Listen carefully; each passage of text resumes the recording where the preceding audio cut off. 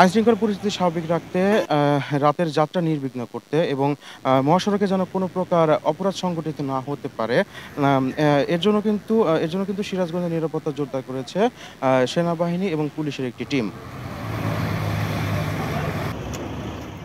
আ রাতভর এভাবে সাধারণ মানুষের যাত্রা নির্বিঘ্ন করতে টহলের পাশাপাশি চেকপোস্ট বসিয়ে তল্লাশি চালিয়ে যাচ্ছেন সেনাবাহিনীর সদস্যরা।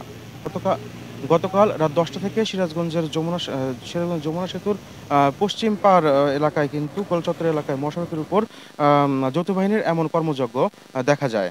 উত্তরবঙ্গ থেকে ঢাকাগামী এবং ঢাকা থেকে উত্তরবঙ্গগামী যাত্রী পরিবহন যেমন বাস, পণ্য পরিবহনের জন্য ট্রাক এবং ব্যক্তিগত যে গাড়িগুলি রয়েছে, সে গাড়িগুলোতে কিন্তু তল্লাশি চালানো হয়েছে এবং পাশাপাশি তাদের কাগজপত্র ঠিক আছে কিনা, লাইসেন্স ঠিক আছে কিনা সেটিও কিন্তু দেখা হয়েছে। চেকপোস্ট থাকা দরকার।